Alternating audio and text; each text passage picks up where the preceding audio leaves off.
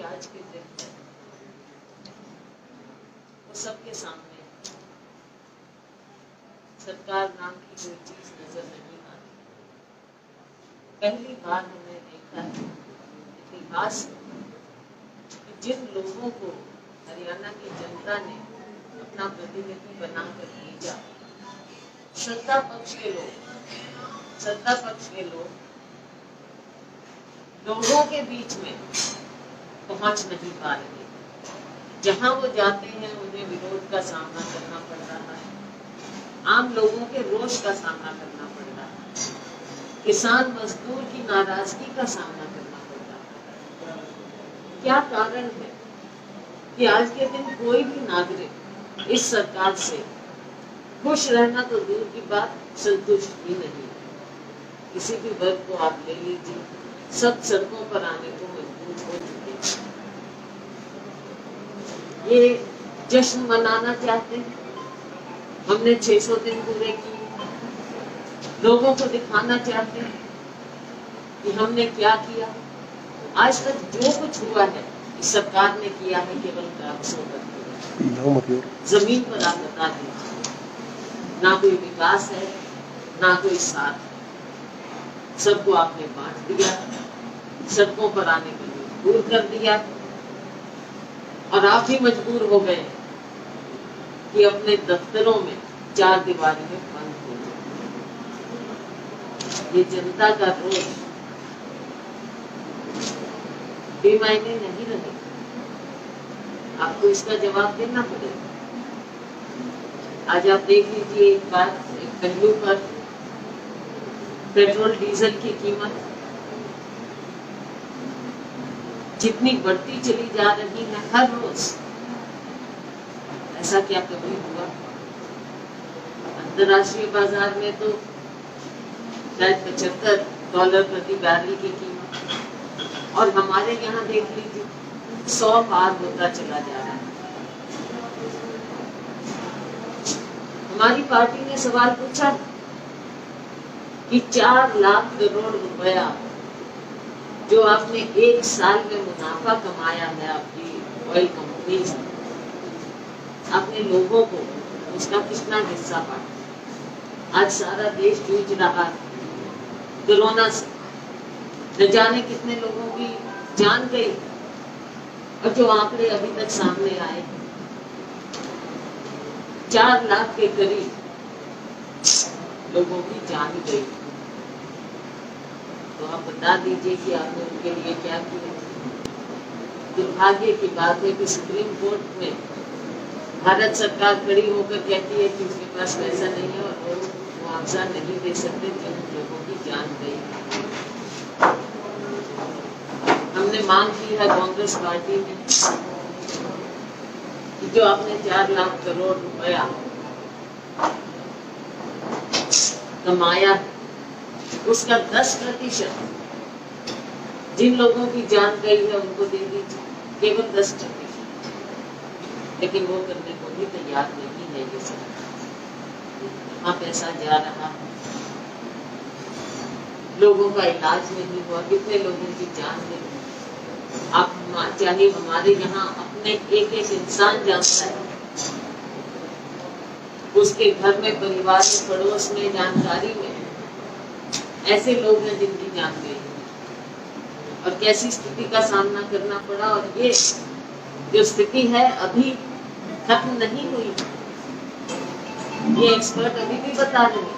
आपने पिछली बार सुना नहीं, जब लोग चेतावनी दे रहे थे, एक्सपर्ट चेतावनी दे रहे थे कि सेकेंड वेव आ सकती है, आएगी, दुनिया भर में आई, लेकिन आपने उसकी ओर ध्यान नहीं दिया, और उसका इतना बड़ा नुकसान हमारे लोगों ने उठाया। हम अपने प्रदेश की बात करते हैं, हिसार की बात कर लीजिए, कितने लोगों की जान गई और कितनी अंडर रिपोर्टिंग की। लोग बताने से डरते थे, उनके खौफ बैठ गया था दिल में कि न जाने क्या होगा, कहाँ उठाएंगे, कहाँ हमारा कैसे इलाज होगा, ना ऑक्सीजन है, ना दवाइयाँ। ऐसी स्थिति पैदा हो गई, और उसके बावजूद ये सरकार अपनी खुद की बीज थपथपाती, लोगों के बीच में जाने की हिम्मत नहीं। माननीय मुख्यमंत्री जी यहाँ पर आए, किसानों के साथ क्या किया, और यहाँ नहीं तो देश भर में कितनी जगह ये हालात पैदा हुए। आप उनके समस्या का हल निकालने के बजाय उनको और प्रोवोक करते हैं। ऐसी स्थिति कब तक चलाएं?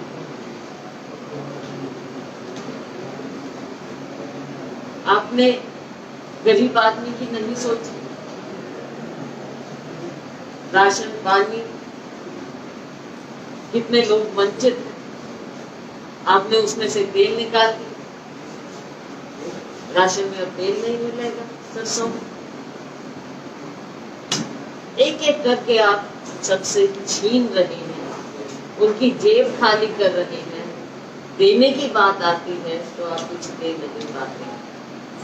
युवाओं को रोजगार नहीं मिल रहा, लोगों की आमदनी कम होती चली जा रही। आज हरियाणा नंबर 1 हो रहा है बेरोजगारी।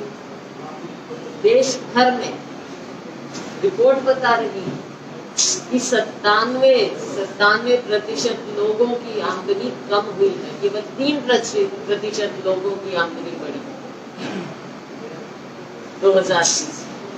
और 3% कौन होंगे ये आप समझ सकते हैं। बड़े बड़े धनाढ्य लोग जो इस सरकार को चला रहे, आम आदमी की ओर तो कोई ध्यान नहीं, गरीब आदमी की ओर कोई ध्यान नहीं। आप गरीब आदमी के साथ, आम आदमी के साथ न्याय कीजिए। जिन लोगों को हमने गरीबी रेखा से ऊपर उठाया था, आपने फिर उनको धकेल दिया है। ये सरकार की देन। हरियाणा में क्राइम ग्राफ बढ़ता चला गया, कोई नियंत्रण नहीं, प्रशासन नाम की कोई चीज नहीं। लोगों का इस सरकार से विश्वास उठ चुका। आम आदमी सड़क पर, कर्मचारी सड़क पर, युवाओं की शिक्षा का बुरा हाल, स्कूल चल नहीं पा रहे। ऐसी स्थिति में सरकार ने क्या पॉलिसी बनाई? आगे युवाओं के भविष्य के साथ क्या होगा, हमारे बच्चों के भविष्य के साथ क्या होगा? क्या ये 2 साल जो बच्चे इन दोनों 2 साल से गुजर रहे हैं कोरोना के समय से, सरकार उनके लिए क्या करेगी? बहुत बड़े सवाल है। ना कोई नीति है, ना नियम। ये बातें साफ सामने नजर आ रही हैं।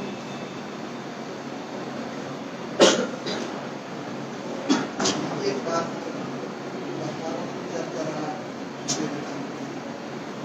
आपकी ओर से इस पे बाद में आएंगे, पहले सारी सवाल है। ये भी है, मैंने कहा बाद में आएंगे, बाकी सारी और कोई कुछ। आपने सरकार की बड़ी जगह ठीक वो स्थिति भाजपा सरकार बनने से पहले थी, कांग्रेस के खिलाफ वो आज पेट्रोल डीजल इस सब के लिए कांग्रेस का। कांग्रेस ने हमेशा हम लोगों की आवाज उठाई है। हमने पेट्रोल डीजल की बढ़ती हुई कीमत के खिलाफ आंदोलन छेड़ा। पेट्रोल पंपों के पीछे आपने देखा, आप सब लोगों ने वोटिंग की थी। आने वाले समय में कांग्रेस पार्टी इसको और जोर से इस बात को उठाएगी। हम लोग हर जगह ब्लॉक्स में धरना प्रदर्शन करेंगे। हम लोग जिला स्तर पर साइकिल यात्रा निकालेंगे। प्रदेश स्तर पर हम मार्च करेंगे। हम लोगों से हस्ताक्षर लेंगे इन बढ़ती हुई कीमतों के खिलाफ।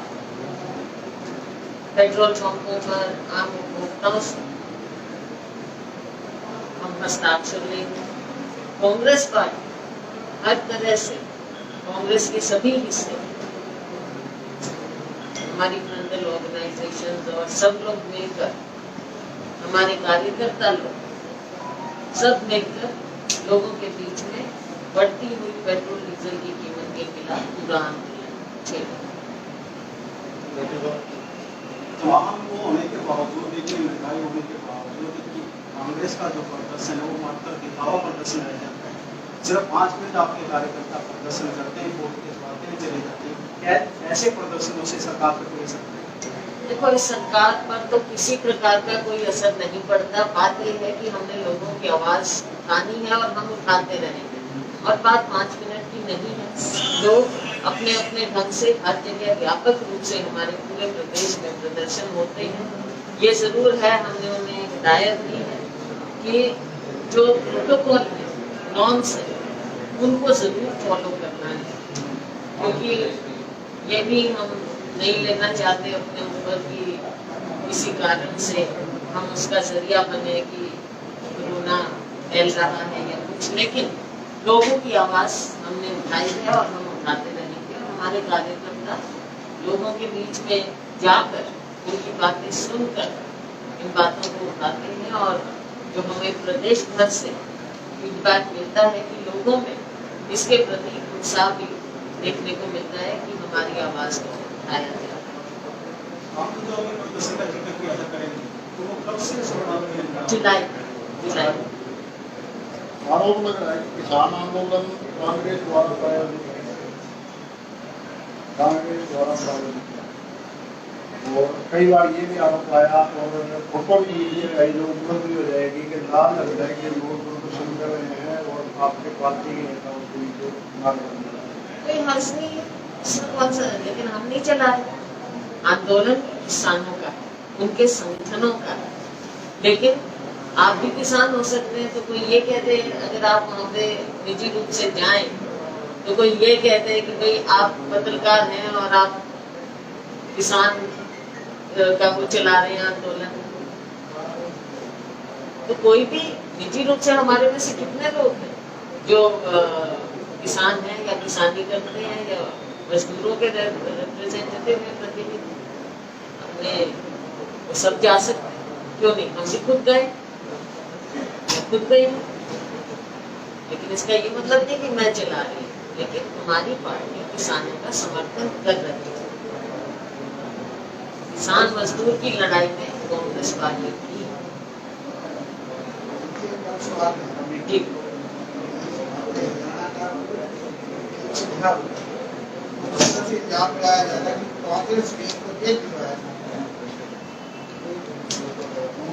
देखिए, कांग्रेस बदले की भावना की राजनीति नहीं करती है, ये दूसरी पार्टियां करती हैं।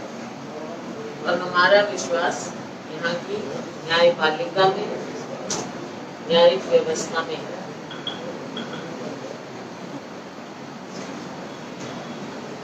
मैडम, अशोक तंवर जी आए थे अभी थोड़ी दिन पहले, उन्होंने भी कांग्रेस जितना आपको पसंद में जाएगी और मोदी साहब जारी नई पार्टी बनवाएंगे, तो आपका क्या कहना है? कोई कुछ कहे किसी के संगठन कांग्रेस का संगठन बोला कभी भी नहीं बन सकता। देखो, किसी के कहने से, कुछ कहने से उस पर टिकने की बात नहीं है। लेकिन अभी भारती जी ने भी पूछा, आपकी जो मैं समझती हूँ कि हमारे संगठन के बारे में डायरेक्ट सवाल आप पूछेंगे तो उसका मैं जरूर जवाब दूंगी कि जैसा मैंने पहले कहा था, हमने जिलों में सब जगह अपने ऑब्जर्वर भेजे थे, उनकी रिपोर्ट आ गई थी, उनकी हमने रिपोर्ट ले ली थी, बकायदा हुई हमारी। उसके बाद कोरोना आ गया, 2 महीने के करीब आप समझ लीजिए कि थोड़ा खपसाई रहा कार्य। लेकिन अब फिर हम आखिरी चरण में हैं, डिस्कशन तकरीबन सबसे हो गई है, फाइनल हो रही है और जल्द ही अब हमारा संगठन का प्रपोजल चला। मेरी ऑब्जर्वर से बात हुई थी, उसने कहा था साथ में जो बैठ गए उन्होंने मेरा सहयोग नहीं किया। हमारा जो संगठन की प्रक्रिया आपने चलाई थी, देखिए, बैठ में सहयोग नहीं हुआ। हमको कोई बात नहीं, सहयोग ना सहयोग की तो कोई बात नहीं होती। संगठन तो सबका होता है और संगठन सबका बनेगा, पार्टी का संगठन है उसका। अभी चुकाला साहब मैडम बाहर आए तो अभय सिंह चुकाला ने कहा कि जिम्मेवार है, चुकाला साहब को जेल भेज दीजिए।